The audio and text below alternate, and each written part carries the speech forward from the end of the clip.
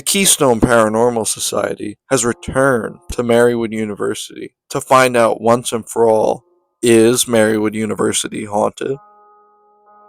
On the night of March 1st, 17 believers and investigators came to Marywood to try and put to rest the many rumors of spirits lurking in the vast campus and the many areas that have left untouched by the workers and students of the university.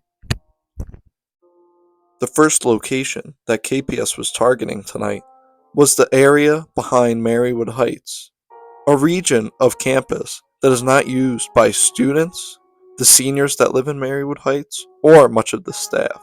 It's largely left abandoned and untouched, unkept, but there is a cemetery back there, and people sometimes report seeing strange shadow figures in the distance late at night. On this property exists a forgotten grotto with the Blessed Mother Mary and a cemetery of the Friends of the Poor Sisters of the IHM. We knew that these hallowed grounds and hallowed burial area would probably not be haunted, but we put our equipment to the test and wanted to spread out to cover the entirety of the back portion of this area. We split up into small groups of investigators to try and cover as much ground as possible in a rather short time. And this was the first time we were using the new spirit box in a large group KPS investigation. Many were eager, but we split up to see if any of the equipment could get different readings in different parts of this land. The abandoned maintenance shed added to the creepiness, and many members felt unsettled by the darkness in the windows. Overall, we did some testing, and we tried to see how the spirit box would work, but we were left with nothing in the back.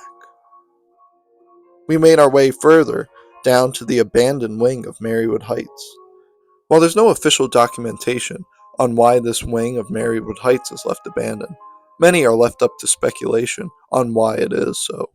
While it's said to be filled up, this whole entire wing is left with nothing inside, not even equipment or anything of the sorts.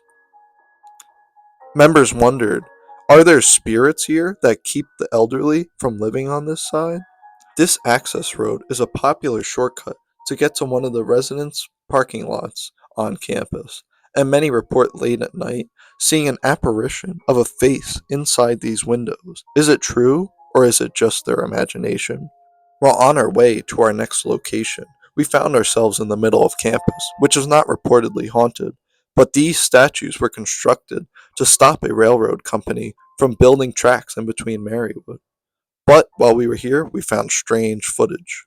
It was impossibly large. It definitely wasn't human. I'm having a really difficult time finding an explanation for this. There's something on the hill. I do think there's a squatch in these woods. What did we capture on that footage? Leave it in the comments and let us know what you think. As we made our way in front of the music building, we stopped and stared at some of the many historical statues here.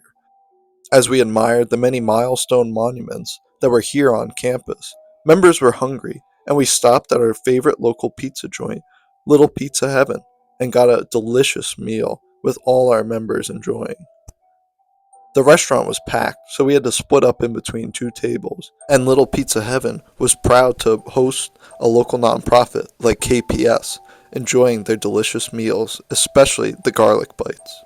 With our stomachs full and minds ready to find what spirits were here, we made our way back to the meeting point of the library. We had one of our technical experts evaluate all our equipment to make sure it was working properly, but little did we know, the spirit box was on too high of a frequency, so we caught too much commercial chatter from the radios nearby. We'll have to do it in our next investigation where it's working properly. The group took a nice scenic walk up through campus, up into the Forest Hill Cemetery, where we saw wildlife, and many wondered, could it be a Wendigo or a skinwalker? Could they be watching us from the distance? So close, yet so far.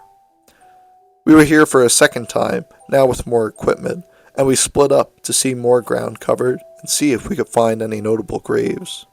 It was a goal of ours to try and find something that was here, especially with the vast history of those buried here. But we wanted to see, would the EVP pick up anything?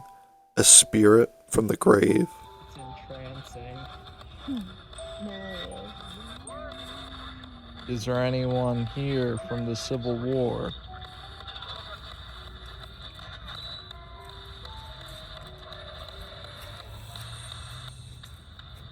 Do you want to tell anyone anything?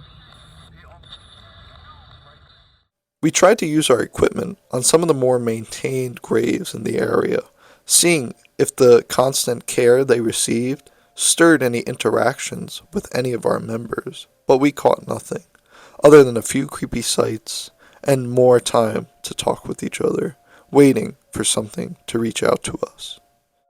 As the night grew later and no activity was present, perhaps we were doing something wrong. Should we have targeted the graves that have been abandoned and without visitors for decades now? Would that have stirred some spirits, as someone is finally paying respect to them? As we advanced further into the cemetery than ever before, we found amazing mausoleums and other resting spots for more wealthy members of Dunmore and Scranton. What could be behind these doors? It was nearing the witching hour, and many of our investigators were ready to return home after an intense night, but we made our way to our last investigation spot, the Marywood Performing Arts Center. Unfortunately, we found nothing in this building, although there were many reports of students seeing and hearing something late at night. This wrapped up our investigation, and we found that Marywood is not haunted, but there could be something lurking in the future.